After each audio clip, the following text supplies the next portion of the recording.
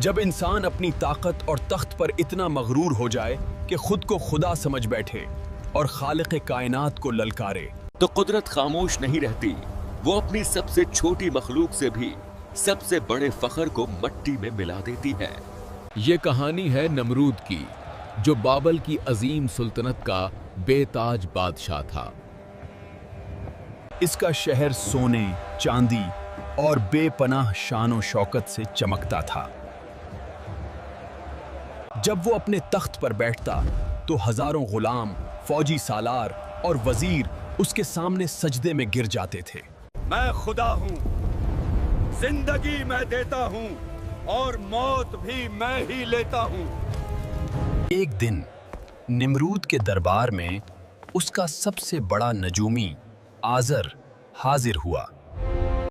اے بادشاہ، میں نے دیکھا ہے کہ جلد ہی ایک مرد پیدا ہوگا جو آپ کے دین کو باطل کر دے گا۔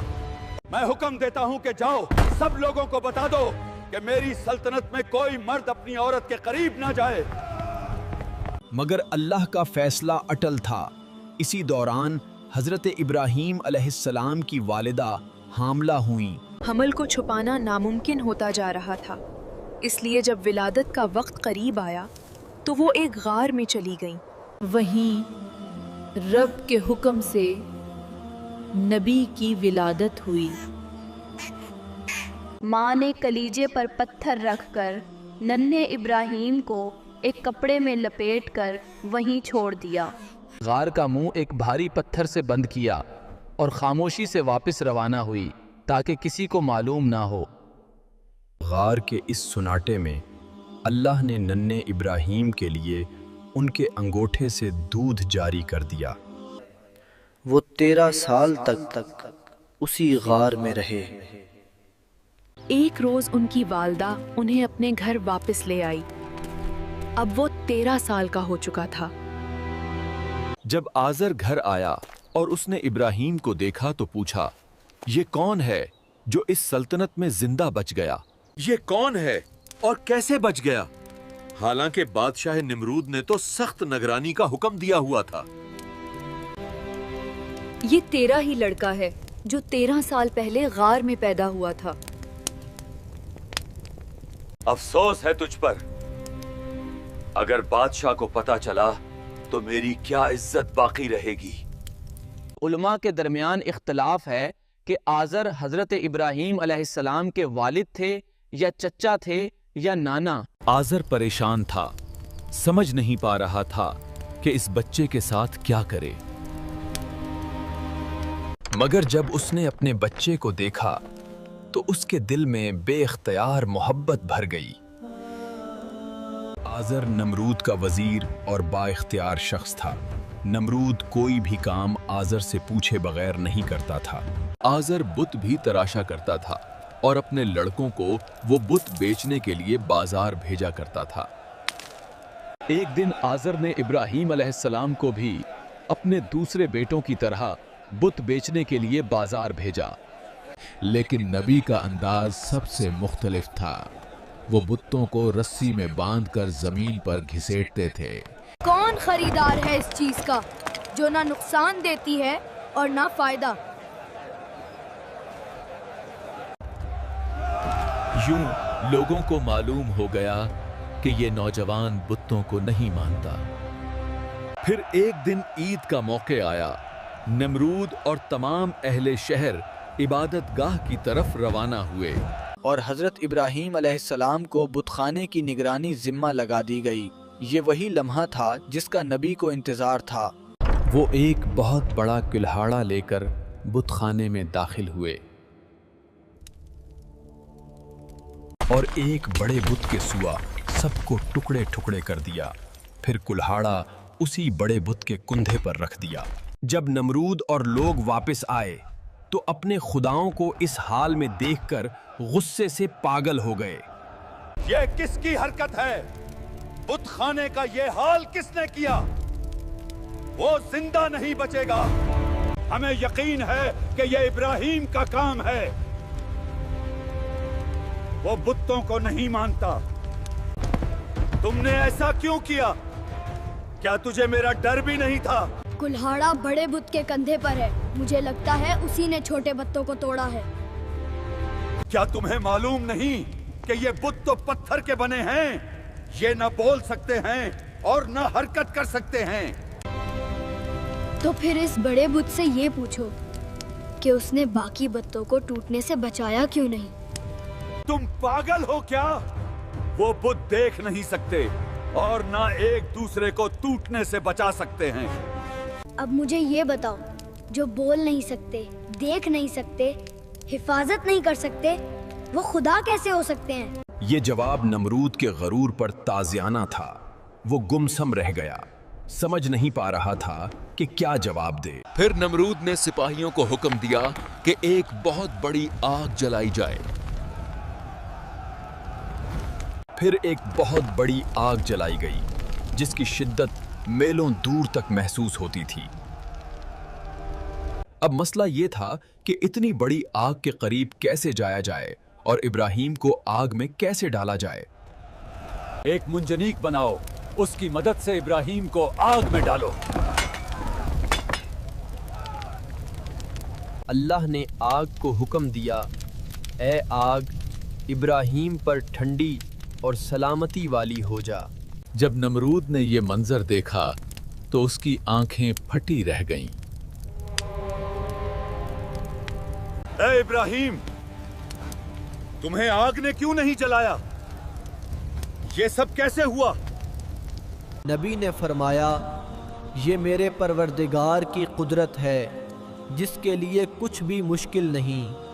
वक्त गुजरता गया, मगर नमरूद ने फिर भी अल्लाह पर ईमान ना लाया, बल्कि खुद को खुदा समझता रहा।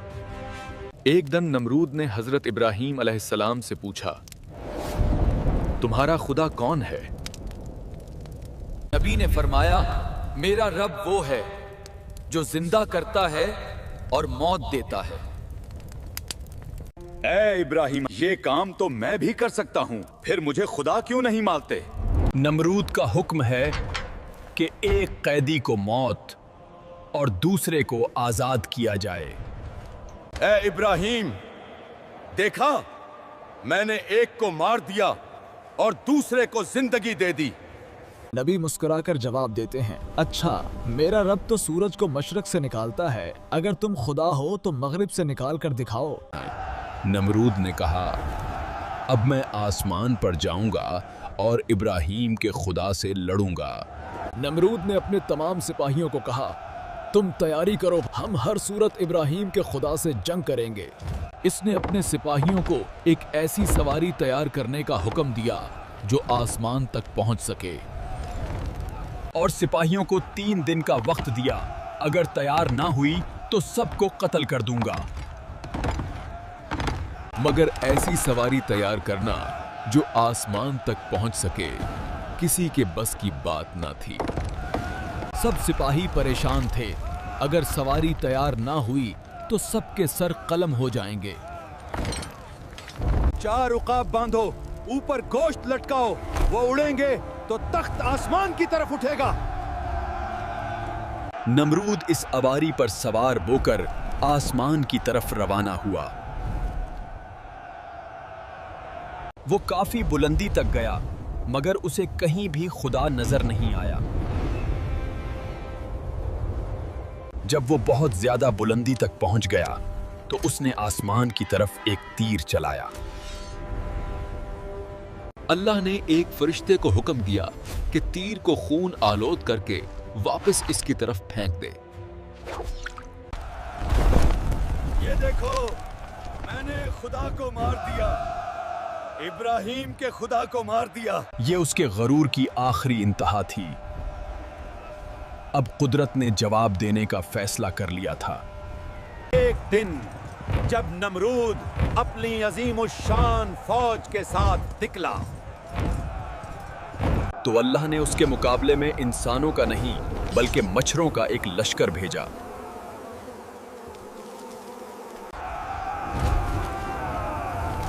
हम इन मच्छरों के साथ हमला कैसे करें? सब लोग भागते हैं और नमरूद भी अपने महल की तरफ भागता है। नमरूद महल में तो पहुंच गया, लेकिन एक मच्छर ने उसका पीछा नहीं छोड़ा। तुम्हें क्या हो गया? मेरा पीछा क्यों नहीं छोड़ रहे? और फिर अचानक वो मच्छर उसके नाक के सुराख से अंदर घुस गया। थोड़ी देर बाद उसे एक अजीब सा एहसास हुआ, जैसे किसी ने उसके सर के अंदर हथौड़ा मारा हो। मच्छर उसके दिमाग के अंदर गूंजता, फड़फड़ाता और हर लम्हा एक नई अजियत देता। नमरूद महल में दीवानावार भागता, दीवार से टकराता, फर्श पर गिरता। मेरे सर पर जूता मारो, जोर से मारो। और जब कोई जूते से उसके सर पर मारता तो नमरूद लम्हे भर को सुकून में आ जाता। लेकिन चंद लम्हों बाद वो अजियत दोबारा लौट आती। मच्छर फिर दिमाग में हरकत करता। दिन गुजरते गए। नमरूद की नींद, सुकून और गरूर सब मच्छर के एक वार से खत्म हो चुके थे। कभी सर्दी में नंगे पांव भागता, कभी फर्श पर तड़प कर चीखता। नमरूद अब अपनी सजा भुगत रहा था। सालों तक नमरूद इसी अजाब में मुब्तला रहा और उसका गुरूर खाक में मिल गया। एक दिन वो अपने ही हाथों से सर पेटते हुए गिर पड़ा। खद्दाम दौड़कर उसके करीब पहुंचे, मगर अब उसकी सांसें रुक चुकी थीं। वही नमरूद जो खुदा से लड़ना चाहता था, आज मट्टी में मिल गया। और यूं वो बादशाह जो खुद को खुदा कहता था, एक मच्छर के हाथों अंजाम को पहुंचा। ये अंजाम सिर्फ नमरूद का नहीं, बल्कि हर उस इंसान के लिए पैगाम है जो अपनी ताकत पर घुमंड करता है। इससे ये साबित हुआ कि गुरूर को मिटाने के लिए कभी-कभी एक मच्छर ही काफी होता है।